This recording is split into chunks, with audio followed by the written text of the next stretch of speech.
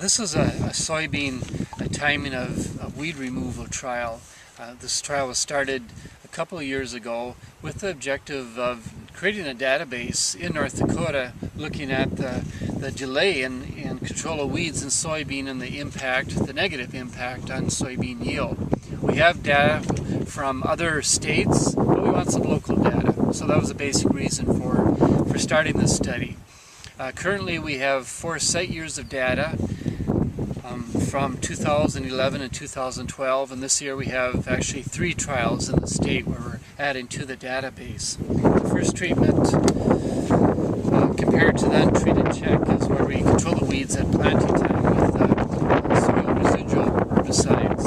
And so the 4 site year average was 48 bushel currently. When we wait until after the crop and weeds are up, when the weeds range from 2 to 4 inches in height, when we made the application to control the weeds, when we were using glyphosate in Roundup Ready soybean, we lost 1 bushel in yield. We waited until the weeds were 4 to 8 inches in height, we lost 3 bushels compared to the control right at planting time. And then when we waited for extended delay, when the weeds were 8 to 12 inches in height or taller, we lost an average of 10 bushel compared to the controlling the weeds right at planting time. So I'd like to just point out the 5 treatments in the trial here at Carrington. And this is a look at our untreated check. You notice we have a very nice density of weeds, and we do have an adequate stand of soybeans, which again are Roundup Ready. They were planted in 15-inch rows.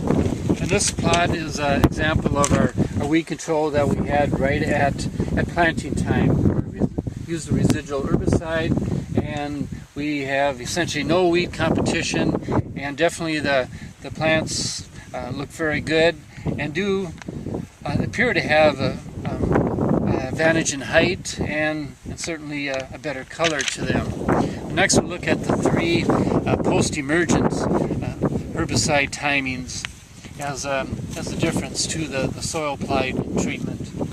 So this plot here is where we applied glyphosate when the weeds and the soybeans are small. The soybeans in this trial were at the V1 stage, they have 1 trifoliate leaf, and the weeds averaged about 2 inches in height. And of course there's always a fair amount of variability.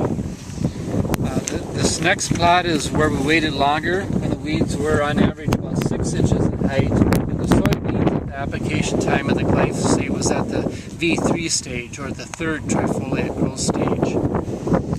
And we notice that there's the density of the soybean plants appears to be less, and we can still see some weeds that are dead, but still see some biomass from those weeds present in the plot.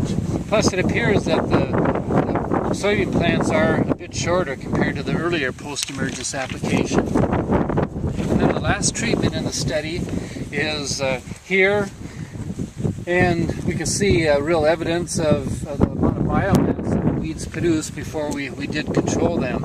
And also the soybeans in the plot definitely don't look as robust as compared to some of the earlier treatments where weeds were controlled earlier. So at the end of the season we'll look at yield, and we would predict that the soil applied